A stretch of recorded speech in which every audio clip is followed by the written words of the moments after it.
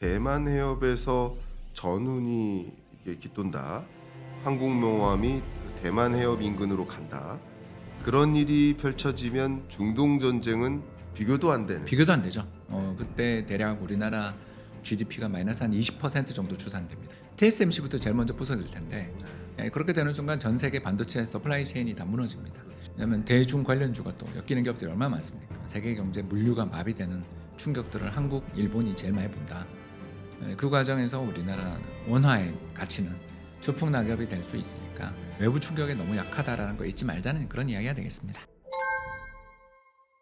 오히려 대만 해협 말씀을 주셨으니까 대만 해협에서 전운이 이게 깃돈다. 항공모함이 대만 해협 인근으로 간다. 그런 일이 펼쳐지면 중동 전쟁은 비교도 안 되는. 비교도 안 되죠. 그때 대략 우리나라 GDP가 마이너스 한 20% 정도 추산됩니다. 왜 그러냐면 이유는 아주 명확한데요.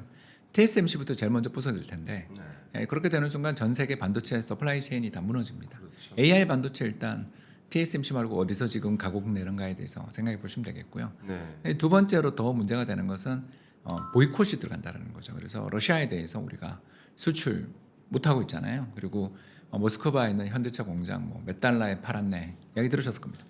그런 것처럼 우리가 중국에 대해서 이제 봉쇄를 하게 될 텐데 문제는 우리나라 기업들이 중국에 어마어마하게 투자가 돼 있는 당장 북경 현대 공장부터 또는 충칭에 있는 기아차 공장 같은 것들, 그리고 정저우 삼성전자 공장 이런 것들이 다 떠오르실 겁니다. 네. 거기가 전부 다 가동 중단되겠죠. 왜냐하면 우리나라에서 그쪽으로 물건이 가지 못하니까 부품 자체가 수급이 안 되기 시작하는 거죠. 그래서 가동이 전면적인 중단 사태로 가게 되면 우리나라 전체 GDP에서 대중 수출 비중이 한 10% 정도 되거든요. 그게 이제 추가적인 충격을 받게 되고 마지막 세 번째는 금융시장 충격이 어쩔 수가 없는 거죠. 왜냐하면 대중 관련주가 또 엮이는 기업들이 얼마나 많습니까? 이래저래 생각을 해본다라면 금방 느끼시겠지만 호르무즈 해협 봉쇄가 장기화되며 국제 유가가 100불, 200불 간다 그러면 그 충격은 일시적인 충격일 수 있어요. 한 1, 2년으로 끝날 충격일 수 있는데 대만 해협 봉쇄 및 전쟁 또는 육상전까지 만에 하나 가는 육상전은 안 할 거라고 생각하는데 폭격 정도로만 끝나거나 혹은 해상 봉쇄에 나서는 순간 세계 경제 물류가 마비되는 충격들을 한국, 일본이 제일 많이 본다. 그 과정에서 우리나라 원화의 가치는 질풍낙엽이 될 수 있으니까 그러기 때문에 글로벌 분산 투자라는 걸 해야 된다. 한국 원화 자산 매력적이고 좋은 자산이지만 외부 충격에 너무 약하다라는 거 잊지 말자는 그런 이야기가 되겠습니다. 네. 좋습니다. 이 대만 해협 봉쇄 혹은 대만 전쟁은 이른바 미중 패권 전쟁이기 때문에 또 한 가지 중요한 고려 사항은 한국이 참전하라. 한국의 참전 요구가 분명히 있을 가능성이 있고 참전까지 모르고 이제 우리 해군 함정들이 그렇죠. 글로 이제 활용되게. 또 평택에 있는 미군 부대 이동 같은 경우들 또는 위협들. 왜냐하면 평택에서 딱 뜨면 1시간이면 베이징이거든요. 우리 인천공항에서 베이징 갈 때 정말 약간 북한 피해서 돌아가니까 제가 해군 출신입니다. 정말 금방이거든요. 거기다가 부스터까지 달면 정말 1시간 이내 찍을 맞습니다. 텐데 이 부분에서 분명히 서로 간에 갈등이 엄청날 텐데 미국이 중국을 폭격하지는 않지만 하는 척이라도 해야 대만 해협에 있는 긴장을 완화시킬 수 있기 때문에 이런 문제들에 대해서 걱정이 많이 됩니다. 실제로 이제 중국이나 다른 나라는 모두 아까 잠깐 네타냐후 지난 시간에 이야기했습니다만 그가 지금 탄핵 리스크를 임피치먼트 리스크를 갖고 있거든요. 그런 상황에서 전쟁을 일으키잖아요. 그런 것처럼 지금 중국이 4년째 디플레에 빠져 있다 보니까 중국의 국민들의 어떤 심리 지수 이런 거 보면 최악이거든요. 2022년 그 3월에 상해 봉쇄가 결정타였는데 그 뒤 지금 만 3년이 지나도록 소비자 심리 지수가 개선이 안 돼요. 이런 것들을 보면 중국도 굉장히 지금 어려운 상황이기 때문에 히토류에서 트럼프한테 한번 이렇게 멍군 쳤지만 경제 자체가 되게 어려운 상황에서 정치가들이 내부의 갈등을 외부로 돌리려고 하는 힘을 투사하려는 그런 시도가 나타날 수 있다라는 게 지금 걱정거리입니다. 그렇죠. 예, 그럴 때 일종의 참전 혹은 지원, 전비 지원 거의 확실하죠. 그렇죠. 이런 과정에서는 또 이 대만 갈등이 벌어졌다가 완화된다 하더라도 중국으로부터의 어떤 우리는 보복 힘들죠. 조치. 예, 우리가 그렇죠. 만만하죠. 그러니까요. 미국을 뭐 보복 때리겠어요? 우리를 그리고 때리지. 말씀하신 대로 시진핑 입장에서도 네타냐후가 가장 대표적인 사례지만 시진핑 입장에서도 내부적으로 굉장히 안 좋은 평가를 지금 받고 있기 때문에 체제 유지를 위해서라도 정말 이상한 게 네타냐후 입장에서 정말 그렇게 그 자신을 테러리스트들이 2023년 10월에 공격했던 일들에 대한 보복을 그렇게 하고 싶으면 리야드를 때려야지. 네. 왜 테헤란을 때립니까? 사실은 말도 안 되는 이야기거든요. 네. 그런 거 보면 만만한 거죠, 이란이. 음, 그리고 국경도 맞닿아 있지 않기 때문에 그런 짓을 하고 있다. 좋습니다. 이렇게 볼 수 있습니다. 어쨌든 향후에 어떤 지정학적인 리스크가 또 발생하고 그게 어떻게 변화하느냐에 따라서 그러면 우리는 포트폴리오를 어떻게 가져가고 어떻게 잘 대응할지를 지금까지 쭉 말씀을 나눴습니다.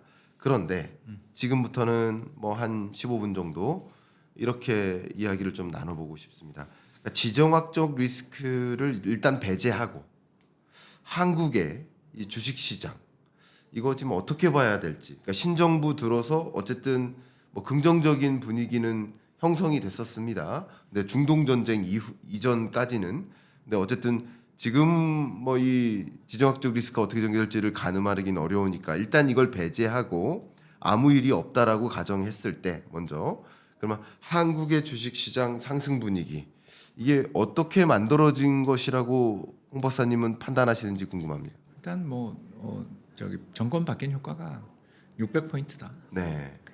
저는 그렇게 생각하고 있습니다. 일단 이거 왜 그렇게 보냐 하면 우리나라 그 코스피 200 기업들이 2021년에 최고 이익을 냈을 때 영업 이익을 냈을 때 210조 정도 냈거든요. 네.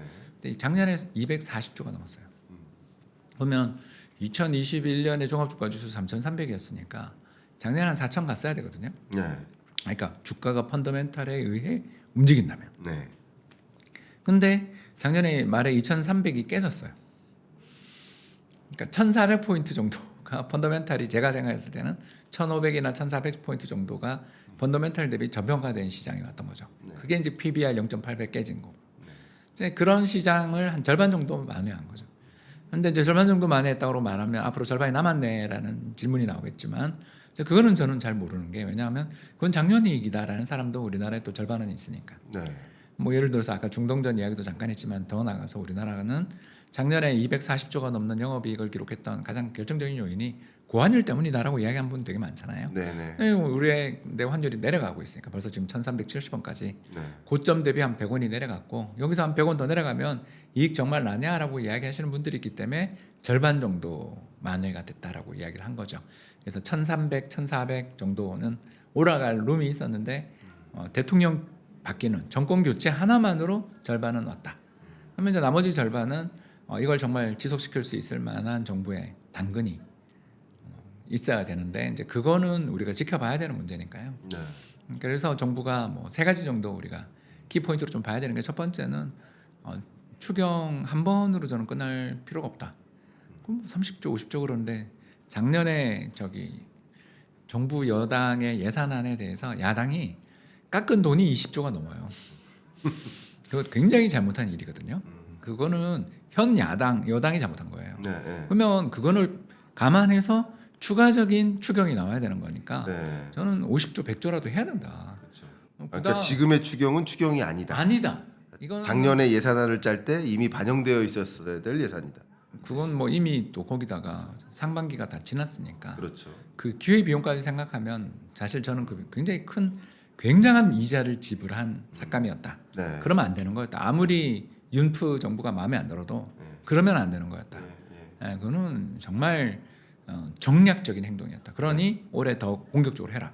이게 첫 번째. 두 번째가 상법은 이미 다 기본이다. 근데 우리가 고려하연 영풍물산의 M&A 딜에서 지금 2년째 가고 있는 딜에서 보듯 수많은 시행령과 판례가 발목을 잡아서 어떻게 보면 돈이 누가 많냐가 자본주의에서는 승부를 결정해야 되는데 왜냐하면 1표가 1주가 딱 하나의 표니까. 근데 그게 잘 안 되잖아요. 네. 뭐 저쪽이 바보라서 그래라고 하는 분도 뵀습니다만 아무튼 간에 이게 얼마나 경영권을 방어하는 시스템이 촘촘한가. 그렇죠. 적대적 M&A는 사실상 한국에서 불가능하다는 걸 보여주는 아주 좋은 사례가 저는 고려하연 영풍 딜이라고 보거든요. 그리고 문재인 정부 때 있었던 한진칼 네. M&A 그리고 예를 들어서 더 나가서 김영삼 정부 때 있었던 미도파 합병 같은 이런 일들을 겪으면서 우리는 최고 경제가 아무리 전횡을 휘두르고 무능해도 교체할 수 없는 나라라는 것 때문에 주주 경시 경영, 주주 멸시 경영이 이어져 왔기 때문에 나라가 이 모양이었던 거고, 마지막 세 번째가 기업들이 배당은 안 하고 전부 다 현금만 끌어안고 있으면서 터널링 하잖아요. 뒤로 다 돈을 빼먹고 자회사도 상장시키고 뭐 오만 자본구조 다 바꾸면서 이번에 뭐 땡땡 리서치 같은 그런 회사들 이거 바뀌는 거는 하나도 없는데 거기에 어마어마한 비용을 좀 쓰고 있잖아요. 결국 그게 대주주님 지분율 올라가는 것 때문에 그러는 거잖아요. 그러니까 이런 모든 짓거리들이 다 무슨 인데서 나오냐면 기업들이 보유하고 있는 어마어마한 이익 잉여금을 어떻게든 자식들한테 잘 물려주기 위해서 그렇게 하는 짓이잖아요. 그러니까 연계해서 상속세와 그리고 배당 분리과세 문제들을 하나의 그걸로 해서 대신 채찍 상법 개정이라든가 이걸 아주 촘촘하게 그렇게 하는 딜을 지금 충분히 지금 190석이 넘는 여당이 그리고 더군다나 대통령이 이렇게 강하게 밀어붙이고 국민들의 지지가 이렇게 주식시장의 가격이 지지잖아요. 높아지는 상황에서 이게 잘 받침된다면 3,500원 무난하고 아까 이야기한 펀더멘탈 산의 상단인 3,800, 4,000도 충분히 가능한 레벨이다. 네. 저는 그렇게 봅니다. 말씀 감사합니다. 사실 저도 말씀하시면 그 다음 드리고 싶었던 질문이 3,000 가능합니까?라는 질문을 펀더멘탈상 말이 안 되는 주가였다 지금이. 지금도 굉장한 저평가다. 왜냐하면 PBR 한 배 미만의 그렇죠. 거든요. 지금 현 주가가 이제 오늘은 얼마인지 모르지만 어제 기준 아무튼 2,900대라는 것 자체는 굉장히 저평가다. 네. 그래서 펀더멘탈 1.1배 정도가 우리나라 역사적인 평균 PBR이니까 그거 적용하면 3,300 가까이 되거든요. 근데 그게 1.1이 말이 됩니까? 주주 경시 경영, 주주 멸시 경영이 사라지면 그런 멸치 같은 것들이 사라지면 그건 한 0.1배 정도는 더 올라가거나 또 중국도 1.3배거든요. 역사적 평균. 그리고 일본이 1.8배인데 그 정도 레벨까지 아시아 국가 평균은 가지 않겠나 하면 4,000 아니라 5,000도 충분히 가능하다. 다만 그게 지속되기 위해서는 그러니까 계단식 상승을 하기 위해서는 제발 제도의 변경이 필요하다. 이 말씀 드리고 싶습니다. 거기에 이제 나머지 여건들도 좀 도와줘야죠. 아니 뭐 이제 아까 우리 중립으로 놨으니까. 그러니까 그건 중립으로 놓고서. 중립만 해도 저는 호재다. 그렇군요. 그냥 맨날 서로 미사일 쏘면서 그래 올해 예. 내내 미사일 쏴라. 그건 사실 금융시장 참가자들은 전혀 놀랍지 않죠. 놀랍지 않죠. 가지고 있는 미사일들 금방 고갈되고 우리가 수출 열심히 할 테니까. 마치 러우 전쟁이 아직 끝나지 않았지만 러우 전쟁 때문에 주가가 조정되고 하진 않잖아요. 아직까지. 그 공세 종말점에 다 도달했다라는 거죠. 그게 두 나라가 가지고 있는 경제력으로 더 이상 상대를 전격적으로 진공해서 상태의 영토나 핵심적 거점을 뺏을 수 있는 능력이 이제 한계에 도달하고 그 변칙 공격밖에 크루크스 같은 거라든가 이번에 드론 공격 같은 이런 변칙 공격밖에는 이제 안 되는 둘이 완전히 체력이 고갈나서 크런치 상태에 빠져 있는 그런 권투 경기 상황이 되면 아무도 관심이 없거든요. 그렇죠. 그래서 이제 비극이 더 지속되는 거지만 마찬가지로 두 나라 모두 어마어마한 항공 전력이나 미사일 전력을 다 소모했잖아요. 그럼 자 그 무기 이제 어디서 보급받을 거냐? 그럼 미국이 우리 무기 수출 안 해줄 건데 그 한마디면 더 전쟁 못 하는 거잖아요. 이게 현실적인 상황이라는 점에서 요 수준만 가도 저는 호재다. 그러니까 대만 전쟁이나 이런 또 다른 이슈가 등장하지 않는다면 그걸 이런 왜 흐름이 이제 조금이라도 될 것이다. 금이랑 미국 달러 정도 갖고 있으라는 거지 한국 주식을 미워해서 그걸 사라는 게 아니었다. 이 말씀 드리고 싶습니다. 말씀 감사합니다. 제가 엊그저께 데이터를 한번 봤는데요. 코스피가 3,000을 돌파했었던 구간이 2021년에 정확히 6달 정도 그랬더라고요. 6달. 그리고는 계속 3,000선 미만이었는데 거기다가 이제 LG 에너지 솔루션 들어오면서 그냥 그렇죠. 어마어마한 공급 물량이 쏟아졌죠. 그때 상장됐던 기업들 저는 잊을 수가 없습니다. 맞습니다. 자, 그리고 특히 3,000선을 돌파할 때 그 지점에 상장 주식 회전율이라는 이 지표, 그러니까 한국 주식에 얼마나 관심이 있는가를 보여주는 이 지표가 정점이었는데 오히려 25년 상반기는 역사상 바닥이더라고요. 그럼요. 그러니까 이제 많은 투자자들이 관심을 보이고 돈이 그쪽으로 이동하면 주가는 3,500선은 무난하다 이렇게 진단을 해 주신 것인데 아직 시작도 안 했다. 그러면 이렇게 질문 한번 드려볼게요. 저는 뭐 우리가 정치적인 편에 서서 논하자는 게 절대 아니고 경제학자로서 또 경제 분석가로서 한번 중립적으로 한번 여쭤보겠습니다.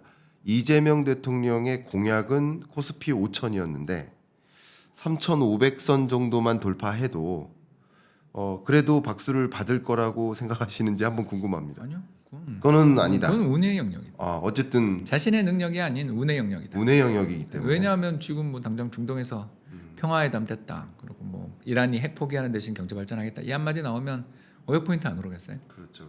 네, 그렇기 때문에 이제 그게 아닌 예. 정말 그 평가는 뭐냐면 퇴임할 때 저점이 얼마냐. 오히려 예, 그러니까 올해 5천 넘냐 아니냐가 아니라 5년 안에 언제 불황은 한번 오잖아요. 네. 그렇지 않습니까? 네. 경기 사이클이라는 게 5년에 불황 한번 오니까 네.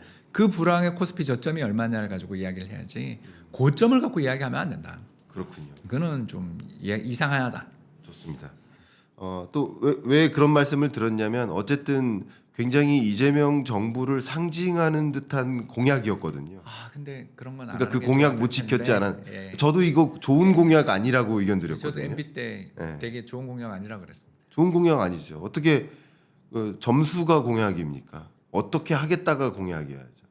그냥 그 예. 인간 개발 지수 세계 탑5 들겠습니다. 이런 공약 나오는 대통령 좀 보고 싶어요. 휴먼 디벨로퍼 인덱스라고요. 네. 뭐 사람들의 기대 수명이라든가 사람들의 또 행복감이라든가 소득 수준이라든가 교육 수준이라든가 문해력 이런 다양한 지표를 가지고 세계은행에서 측정하는 인간이 얼마나 행복하게 살고 있는가를 측정하는 지표가 있는데 그런 걸 좀 우리는 이제 할 때가 되지 않았나. 사실 우리나라 인당 국민소득이 3만 달러 중반에 머물러 있다 그러지만 환율 때문인 거고 PPP 구매력으로 보면 한 6만 불 가까이 되거든요. 그래서 요새 느끼실 거예요, 여러분들. 해외여행 가보시면 그 나라가 우리보다 정말 잘 산다는 느낌 드세요? 미국 정도만 물가 더럽게 비싸네 팁 때문에 예. 기본이 빈정이상해서 그렇지 딴 나라 가서 이 나라 물가가 정말 우리보다 그렇게 비싼가 하면 그렇지 않거든요. 그렇지 않아요. 그만큼 우리나라 사람들이 잘 살아요. 네. 그런 잘 사는 사람들이 왜 그런데 우리는 행복감을 느끼지 못하는가? 너무 많은 비교질도 하고 경쟁도 치열한 데다가 노후에 대한 불안감도 있고 또 맨날 저출산으로 나라 망한다라는 가스라이팅까지 당하다 보니까 우리가 되게 힘든 거니까 요 문제들을 종합적으로 볼 수 있는 다른 지표로 나갈 때 지금 우리가 세계 탑 10인데 탑 5 하겠다. 예를 들어서 탑 20인데 탑 10 하겠다. 이런 멋진 공약 나오는 대통령이 다음에 나왔으면 좋겠습니다. 홍 박사님이 출마하시면 제가 그 출마하는 순간 저는 저희 집 그 등기를 이전해야 됩니다. 어쨌든 저는 각서를 썼습니다. 홍 박사님이 출마하시면 아마 공약이 행복지수 뭐 몇 위 이렇게 하실 것 같다 이런 생각이 좀 듭니다. 그것도 조작한다고 난리가 나겠죠. 근데 행복지수는 옛날에 우리가 계산하는 게 아니고 국제기구에서 평가하는 옛날에 거니까. 그때 부탄 사례가 좀 있어서. 네. 좋습니다. 자, 그러면 이제 1시간여 동안 이렇게 대담을 쭉 이어가고 있는데 마지막 질문 하나 이렇게 드리겠습니다. 워낙 저는 떠오르는 이제 홍춘욱 박사님 하면 떠오르는 그 단어가 리밸런싱이에요. 그죠? 맞습니까? 맞습니다. 자산 배분. 그런 관점에서 2025년 이제 하반기를 살아가야 되는데 여러분께 리밸런싱 관련해서 조언을 주신다면요. 옆에 사람이 네. 돈 벌기가 이렇게 쉬운데 왜 이걸 안 하냐라는 말이 나올 때가 리밸런싱 타이밍이다. 그러니까 네. 돈이 아주 쉽게 벌리는 시기. 돈 복사가 된다는 소리가 나오고 주변에 뭐 인스타나 스레드나 틱톡에서 나 얼마 벌었어요 하고서 계좌 보여주기 시작하잖아요. 그러면 이제 리밸런싱 좀 해야 된다. 왜? 탐욕을 자극하거든요. 그게. 네. 아니 그 킨들 피셔 그 킨들버거 교수님께서 했던 그 영원한 명문을 하나 인용하겠습니다. 나보다 하나도 잘난 것 없어 보이는 인간이 나보다 더 부유해지는 것만큼 인간의 자존심을 떨어뜨리는 일은 없다.